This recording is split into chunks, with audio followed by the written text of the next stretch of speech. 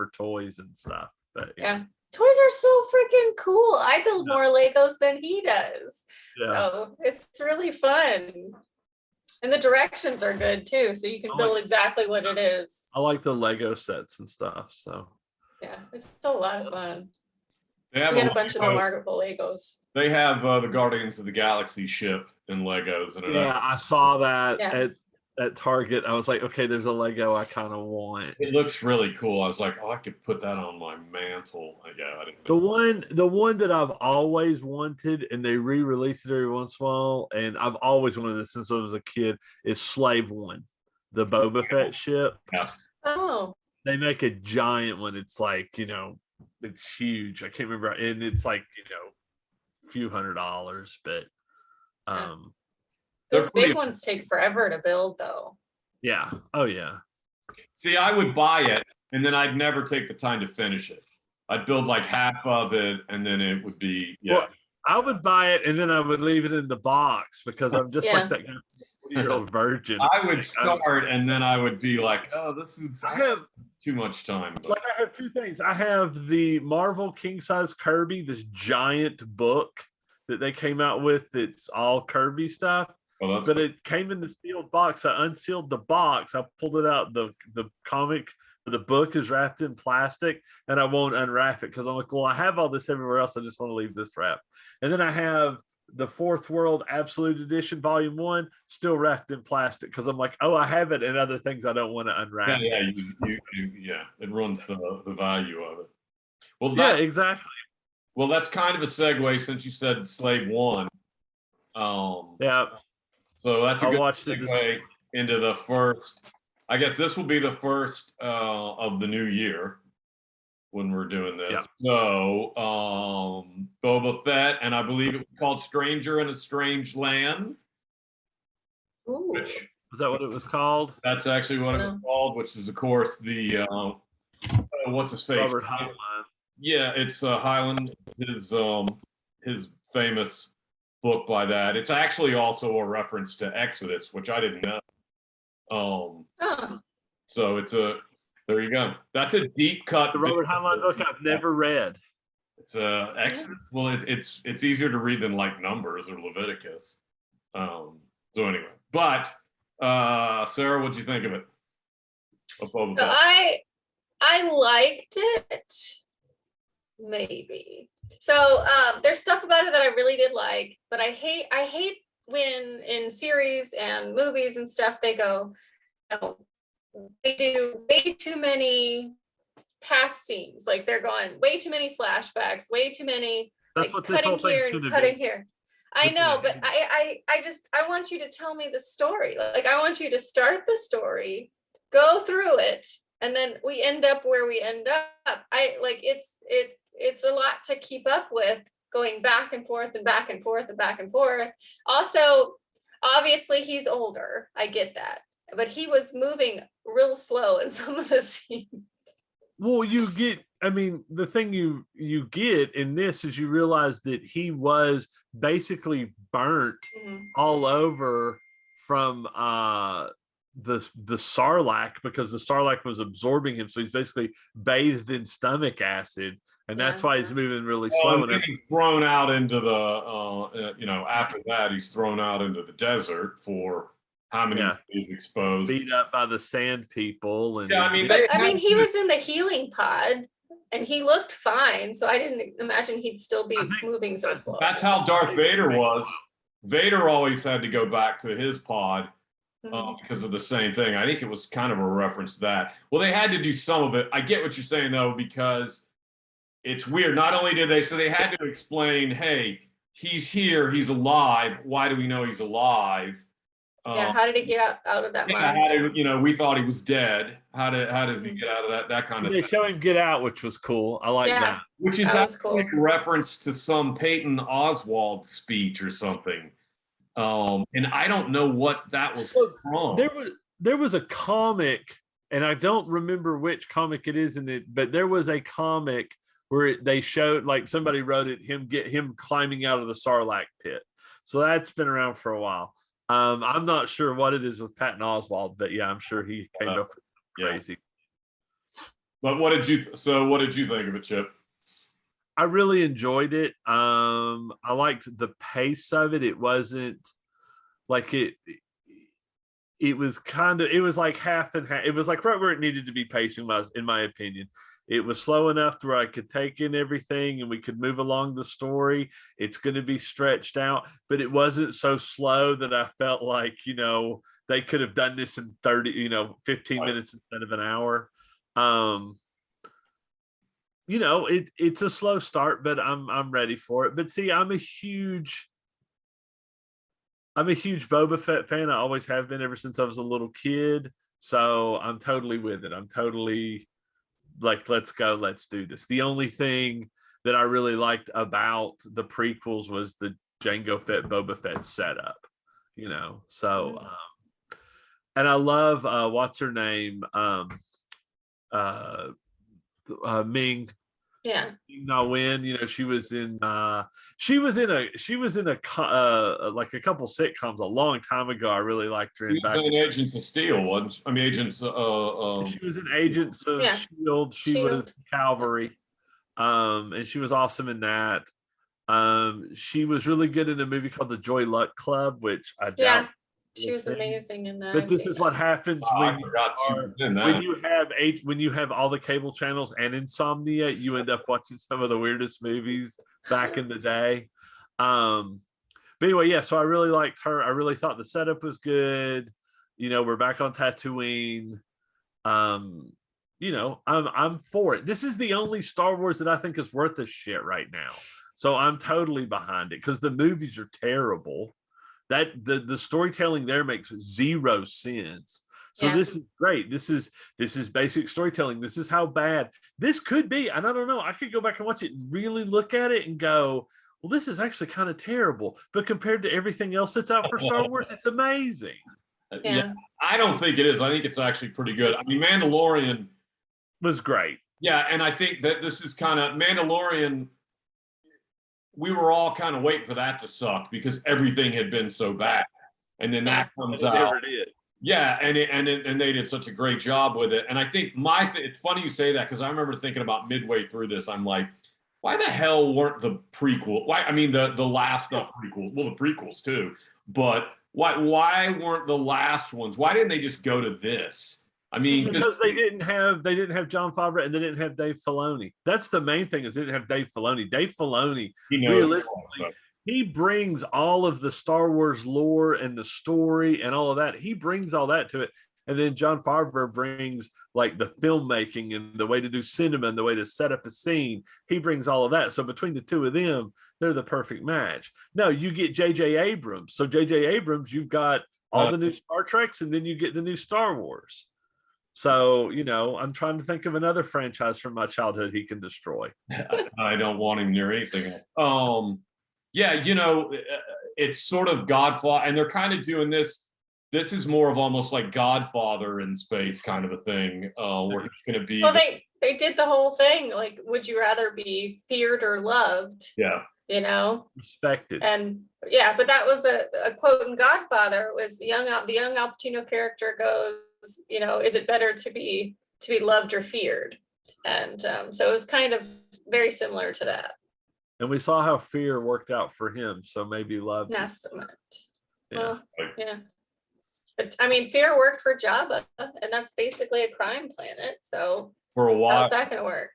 For a while. Until Princess Leia with the chain, which I thought that was a cool sort of chain. Yeah, they did the chain, and then Boba Fett kills that big sand creature with the chain. That was a cool chain. That was a cool sand creature. That whole scene there, I thought was pretty awesome.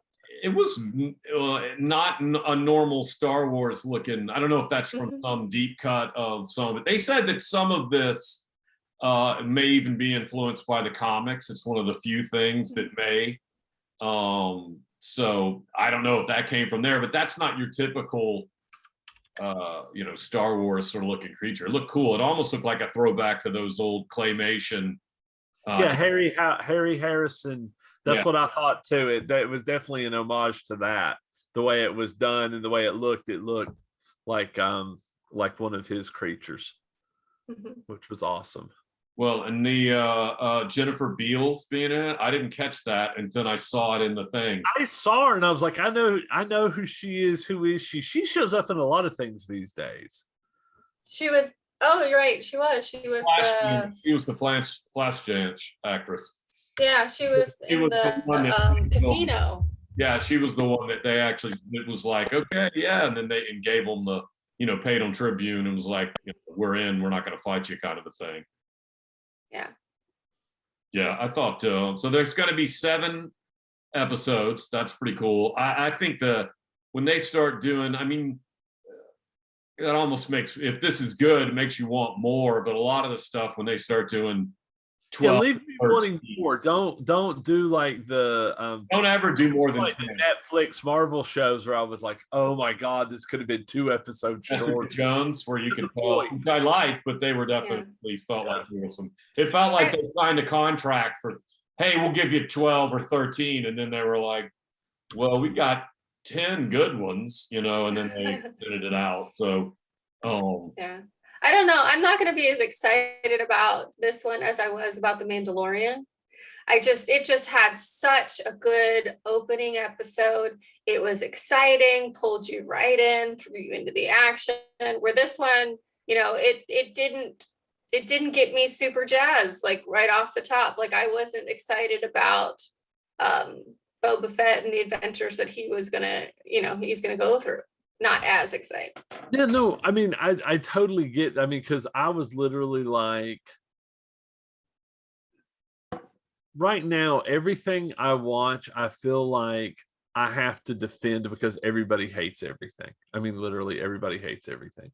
So I was just like, I don't even care to watch it because, but then I sat down and watched it this morning and I was like, wow, that was really good. I really enjoyed that. I was really glad I watched it. But I think like everybody, I know that I'm just getting burnt out because there's just too much stuff coming out and the majority of it is garbage, so, and, it's just trying to find the stuff and you're just like we'll talk about it if we talk about Hawkeye. I have some things that, and I haven't watched that much of it, but well, like the studios and everything, had that forced hiatus and now they're playing catch up and trying to get momentum back and excitement back with all of their stuff. So it'll be interesting to see. But yeah, I'm with you. A lot of stuff seems rushed and it's just kind of garbage.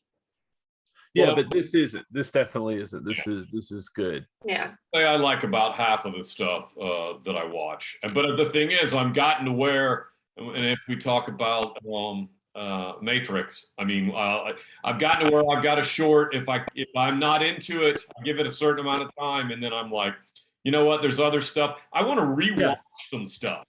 So I'm like, there's stuff I haven't seen, and then there's stuff I keep telling myself, hey, I'm going to go back and rewatch all the Daredevil. Or I'm going to go back and I'm going to rewatch. I really want to go back and rewatch Doctor Who. I don't know why, but it's just become a thing. I may just do David Tennant and then maybe. I do that every so often. I just play all of them. Yeah, Chris Eggleston stuff didn't age badly. Like in the middle of the pandemic, once they put all the Doctor Who's on, I guess it's HBO Max, right? I went and I watched every episode where they changed to the next Doctor. And like some of those early, like the first, like from John Petrie to Tom Baker, dude, that's rough. I mean, that stuff is old. Like I couldn't go back and watch a lot of those episodes. I could go back and watch a few because I'm doing David up. I'm doing Chris Eggleston, David Tennant is. I watched the Chris Eggleston one because it's only the one season, so I've seen that, and then I've seen all of Matt Smith and all of David Tennant. But David Tennant, I don't know that I've ever started and watched it all the way through. And I know I haven't done that with Matt Smith. I know I bounced around, and with even what's his name. I don't like him either. Yeah, I don't mind him that much, but that's for another podcast. But the thing is I used to hate Amanda Pond, Karen Gillan. Oh, really? Oh, I've never hated her. because she was Matt Smith, and I just couldn't stand on it. I liked her from day one. I've never. That was all awful. But now that she's not in that, and she's done other things. Like I absolutely love her as Nebula. Yeah, I mean, Yeah. she did a great job. but yeah, when they casted her as Nebula, I was like, oh crap, I don't want her. And then I watched it, I was like, oh, actually, she's pretty good. Part of the Well, reason, you don't realize it because she's in makeup, so part of I the didn't reason she realize got it was that her until job, after. part of the reason she got that job was because of how she looked in the makeup. Because they were like, Nebula's got to have a certain look. Yeah. And so, yeah, that's part of the reason. But yeah, no, man. I mean, the first episode has her in that the police outfit. I mean, how could you not like her from day one? So Well, that had no effect on me. So it just affected me, and in a very positive way. Back to some of the other like cameos. I didn't realize this until after I watched it, but the robot. You know, it had been the torture robot in Jabba Singh, and they were using him because they didn't have a protocol droid. That was pretty funny. So you know who that's actually Matt Berry, who I've talked about before on this when we were doing Toast of London and what we do in the dark. What was it? What we do in the dark. Something in the shadows. Yeah. Yeah, and then also I think he's on what's the Matt Groening thing from that's on Netflix. Yeah, he is. It's like the Palm Sprint. Yeah, he's awesome. So I didn't realize, and I'm a huge fan, but I didn't realize that's who that was until afterwards. So it made me. There's probably somebody else I've missed, but I was like, man, that's pretty cool. They're probably going to do that. They're going to have these little cameos. Peppered throughout the series. Well, everybody wants to be a part of it. So. Yeah. So in episode, was it The Force Awakens, when she tells the stormtrooper to let her out of the chair and all of that, and he goes, oh, you want me to tighten your bindings? And then she tries to do it again. That was Daniel Craig, 007. That's who was in that armor. And the rumor is, but they've never confirmed it, in one of those movies, Prince William and Prince Harry are stormtroopers in there. They don't have speaking parts, but they actually wanted to be in it. And they're like, yeah, of course, we'll dress you up. But they won't say, but that's one of the rumors that they're in it. Oh, yeah, everybody wants to be in a Star Wars thing. So they'll get everybody they can to do it. Bill Burr, or how do you say Barr, he was in the last. He was really good. He had a really great part. I think somebody said, this would probably work for you. You know what I mean? Just because. Yeah, you're a smart ass. And he was awesome. I mean, that was a great episode. That was a great part for him. Well, he was in 2 episodes, but the second episode where he confronts the officer, that was really, really good. That was, They're going to do a Legends, the Black Series or whatever. Not Legends, that's Marvel. They're going to do a Black Series action figure of him. Oh, awesome. The Boba Fett one that's out is actually really excellent, since we always have to talk about, action. Mm-hmm. Absolutely. Anyway, so I look at him in the box, and I'm like, man, this thing is awesome, and I need another thing in my house, like a hole in the head. Mandalorian. Those are the only things I keep. So are we keeping you up? No. I don't know why I'm yawning. I've been doing housework all morning. Been cleaning, folding laundry. Good times. All right. Well, I think sort of the. We can have a quick one on Boba Fett. That's perfect. Yeah. Great. Go watch it. Enjoy it. Fine. We're going to tell you something positive about Star Wars. It's a good show. Enjoy it. For the first time in a long time. Don't think about that. Baby Yoda is going to die at the temple when Ben Kenobi and destroys everybody. You don't have to think about that. You can just watch the Book of Boba and be happy. Yeah. Well, or we could have kind of. He's Gorgon. Gorgo or Grogri or whatever the hell his name is, which I can never remember. So he's always Baby Yoda.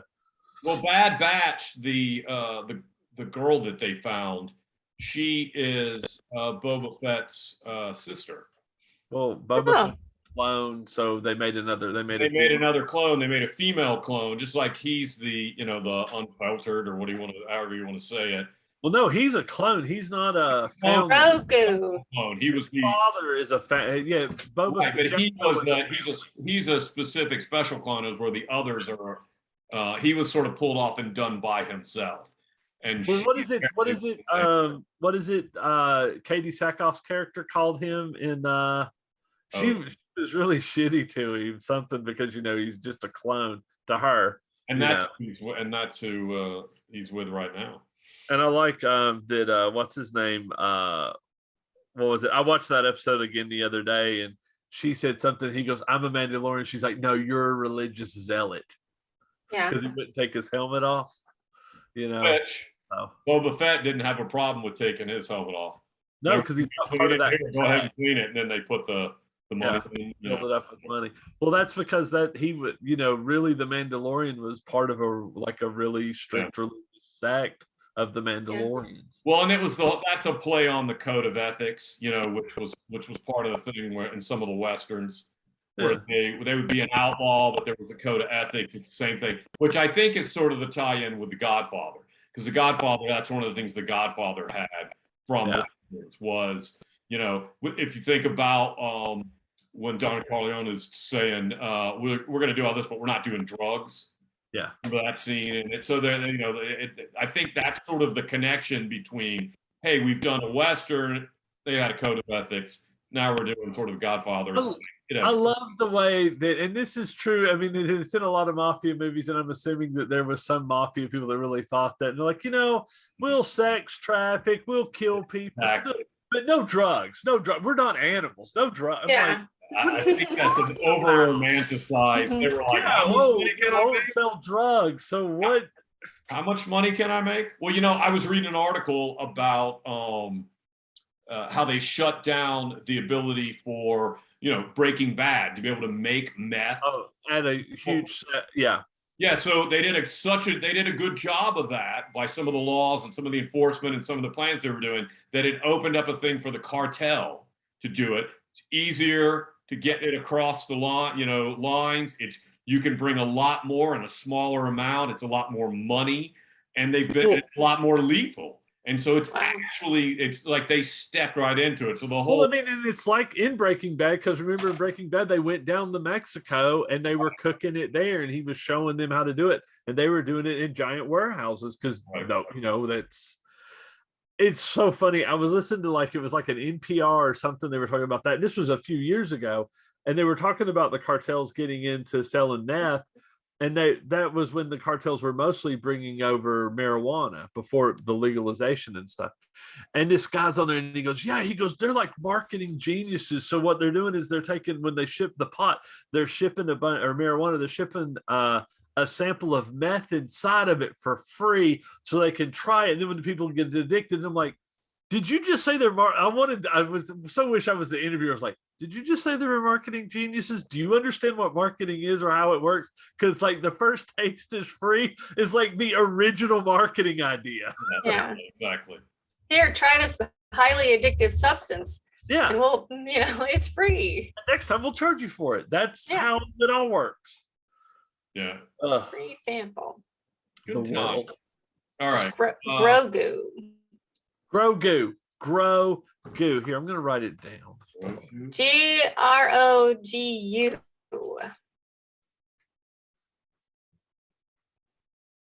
Get your Grogu. Yeah, and that reminds me. I definitely am looking forward to what's her name, Ahsoka. She's supposed to get her own series, Rosario Dawson. Yeah. Well, I think that's where the book of this is supposed to be if it goes well, they'll probably do a couple, but maybe and Thrawn and Admiral Thrawn's from that old Timothy Zahn trilogy that came out right after Return of the Jedi was out, and at the time it was the first thing that was blessed by Lucas. Like other people wrote books, and he's like, they're not part of canon. And then when those books came out, that was the first time that Lucas went, this is canon. So that's one of the things you're talking about when they go to make the next movies. I was like, make that into a movie. Don't write something totally different. I don't want that. I want more of the same. I'm a Star Wars fan from from the 70s. I just want more of the same. I don't want new stuff. Don't give me new stuff. I want more of the same. Yeah. I mean, they do give you more of the same because every one of those movies is basically Star Wars because they all have the big thing they have to blow up at the end of the episode. The only Star Wars movie where they don't blow up the big thing at the end of the episode is The Empire Strikes Back. The best one. The best one. Yeah, absolutely. Yeah. So.